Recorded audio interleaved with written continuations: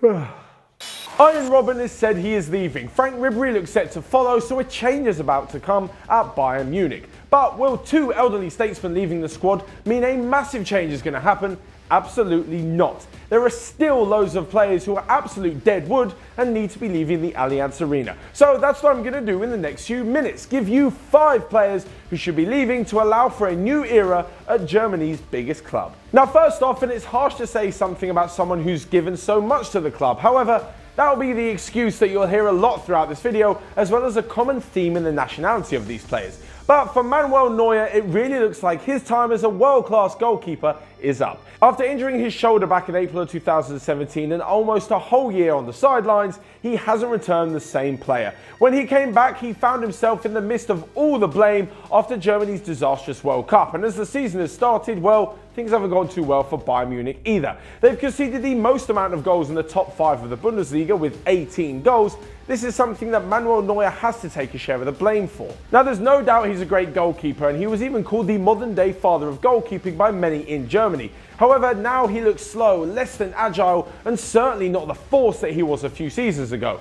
If anything, most of the German squad, a few of whom we'll see later on in this video, just aren't the same ever since winning the World Cup 4 years ago. The only thing that Neuer's got going for him right now is the fact that he's a goalkeeper, so his footballing lifespan is probably longer than others. Just look at Gigi Buffon, 40 years old and still killing it in the Champions League for PSG. But will Bayern actually replace Neuer within the years to come? Well, it seems to me that if they decide to sell him in January, which I think they could do, however, it'll probably make more sense next summer, they'll bring in Sven Ulreich, who was a more than able deputy for him last season.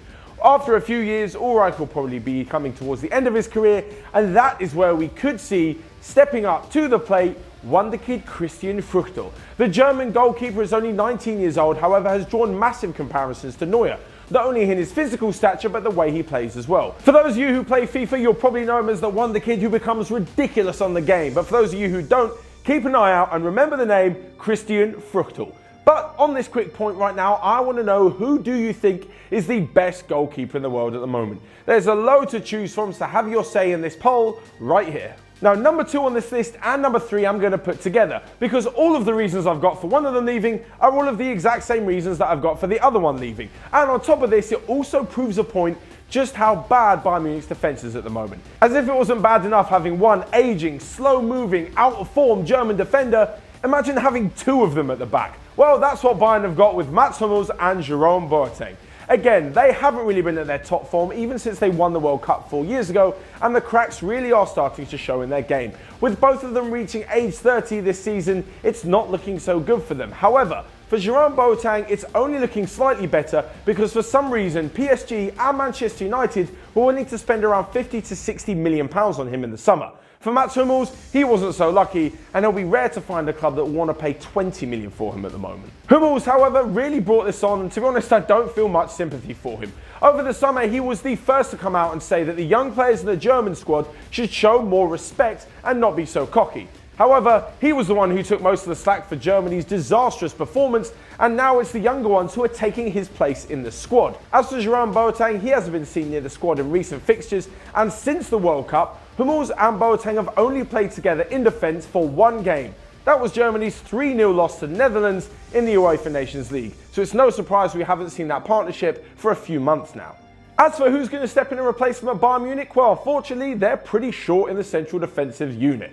They've got Niklas Süle, who's a big, physical, imposing defender who they brought in from Hoffenheim at the beginning of last season. However, he definitely can't do it all by himself, even if he is 6'8" monster. If Hummels and Boateng do leave, Bayern will have to bring someone in, and rumours have put Toby Alderweireld at the top of their list. However, that's probably because he's a world-class defender who looks like he's going to leave Spurs, so he'll be at the top of every team's list. Regardless of whether they sell those 2 in January or in the summer, Bayern need to bring in a new centre-back immediately if their problems aren't to worsen. Now, our 4th player on this list isn't the most spectacular and isn't even playing any games at Bayern Munich, so it probably makes sense for both parties to move him on. The main reason for getting rid of Sandro Wagner is that he is taking up valuable space for a youngster or a new exciting player to come into the team. He isn't really doing much on the pitch, however, he can't exactly be blamed with Lewandowski being preferred every single game. Sandro Wagner's made 1 start this season and played just 128 minutes in the Bundesliga, which is probably why he himself is looking for a move away from the club just a year after rejoining them. Now, Wagner is only the second recognised striker at the club, meaning if Lewandowski gets injured or falls out of form, he will be getting some game time. However, I'm not quite sure at the age of 31, he's too keen to just sit on the bench and wait for that to happen. So if he does leave, it could work out for both. Wagner could be getting his game time, and Bayern Munich could be getting rid of a player who they're not really playing. As for their replacement though, well, it's anybody's guess. Back in the summer, Anthony Martial was linked with a move to Bayern Munich. However, this could have been as a winger, as a potential replacement for Robben or Ribéry, and maybe not as a direct replacement in the striking department. Robert Lewandowski did say he wanted to leave. There was rumours from Real Madrid and then eventually ended up staying. So again, much like with many top teams around Europe, it's difficult to bring a player in when they know they're going to be second choice to a top-class striker. The same can be said at Barcelona with Suarez, at Spurs with Harry Kane, even at Arsenal with Pierre-Emerick Aubameyang. No player's going to want to move just to sit on the bench. Now, lastly but not least, I have to be honest with you guys, this is not a 5-player list. This is a 4-player and 1-manager list. The manager, Niko Kovac. After doing fantastically well at Frankfurt, none of the Bayern Munich fans have seen any of that sort of form, which saw him defeat them in the DFB Pokal final in May. Since then, things have just gone from bad to worse personally for Kovac, to the point where it looked like he could have been sacked a few weeks ago had they not smashed Benfica in the Champions League. It turns out that there's probably not a good replacement on board at the moment, so they're going to have to stick with him for now. As for where it's all gone wrong for Kovac, well, there's 2 reasons, and it's not necessarily his fault. Now, when Bayern bring in a new manager, they also usually bring in a star signing. This is a kind of welcome gift for the manager. On the top of his list was Ante Rebic, the man he'd worked with at Frankfurt.